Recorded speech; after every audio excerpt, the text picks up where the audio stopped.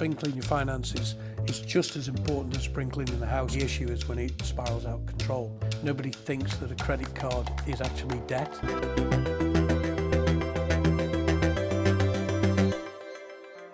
Welcome to The Big Question, the series from Euronews addressing some of the biggest topics in the world of business.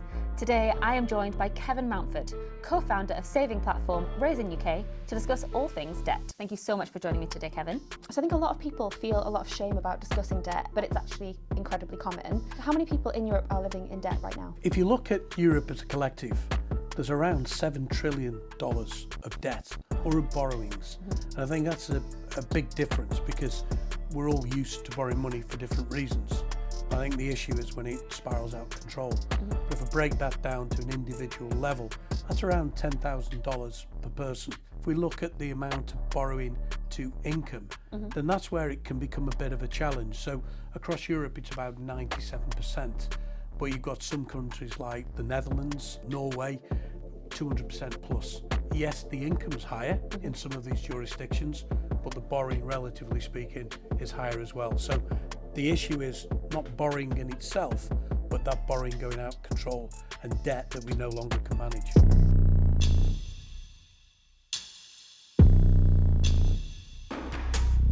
Thinking about the most common reason that people are borrowing and getting into debt aside from mortgages, what is the kind of most common cause of debt? I think credit cards generally, you speak to your friends and nobody thinks that a credit card is actually debt.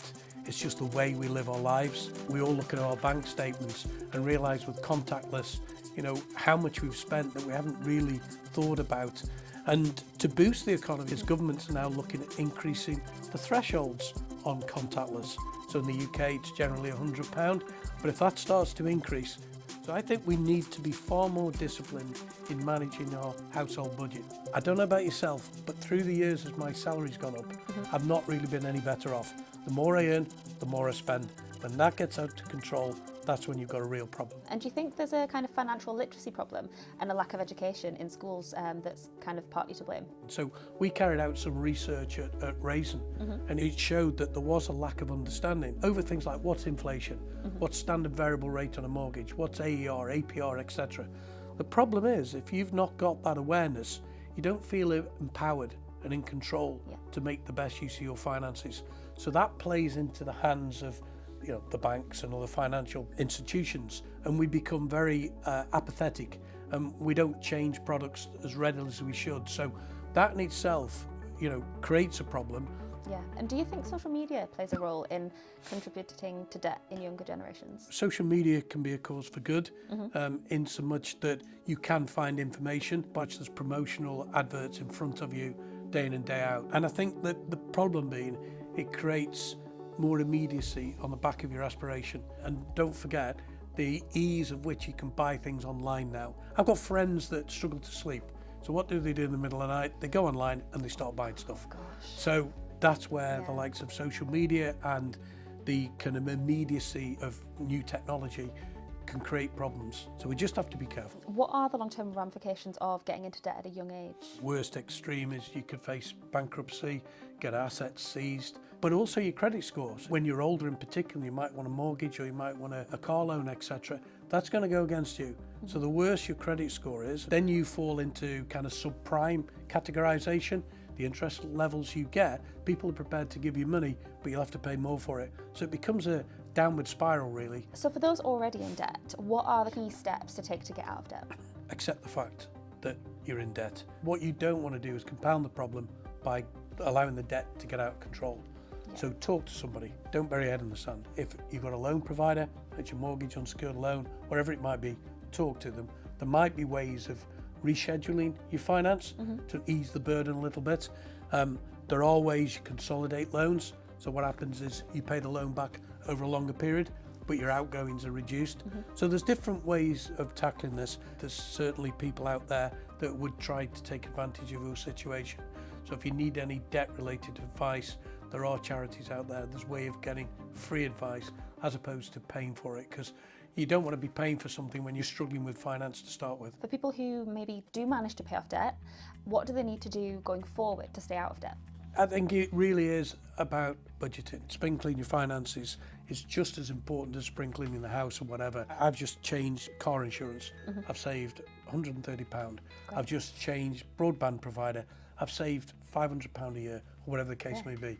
It's money in my pocket as opposed to the bank or the insurance provider, or whoever it may be. But I think quite an interesting thing is, maybe as a family or as a group of friends, why don't every quarter or 6 months sit down over a bottle of cheap wine, because you don't want to overspend, but why don't you just have a look at your outgoings, have a bit of a competition, trying to reduce it. What are the next steps to create a kind of positive financial situation going forward? I think awareness, education, real understanding the terminology, getting to a point where you feel empowered. So, you know, Raisin as a savings platform. Taking the UK as an example, there are hundreds of millions of pounds sitting in accounts paying 1% or less. From our platform, you could get 3-4 times that. That's money in your pocket and not in the bank's pocket. So just do something about it. You've got deposit guarantee schemes across Europe that's protecting your savings up to certain limits. So there might be a brand that you don't recognise and you stick with a high street bank because you think your money's safer. Well, in some respects that might be the case, but with under the deposit guarantee scheme, whether it be €100,000, whether it be £85,000, your money's protected.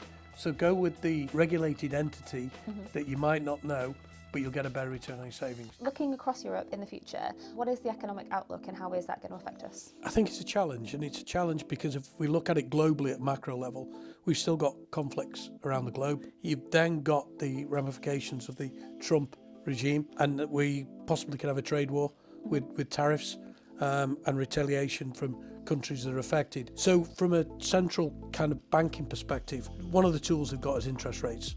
So we saw that inflation was double digit, so they put up interest rates, means there's less money available, so we spend less because it's supply and demand.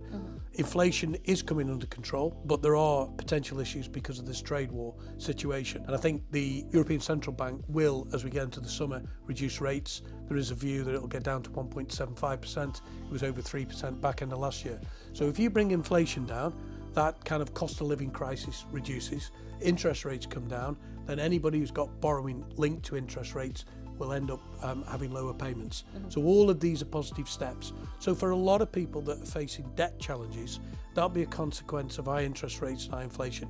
As they ease, some of those debt levels will naturally reduce. So let's hope that when we get into the summer, then that eases the debt burden on households across Europe and beyond. Thank you so much for your insights today, and thank you very much for joining me on The Big Question. And thanks for having me.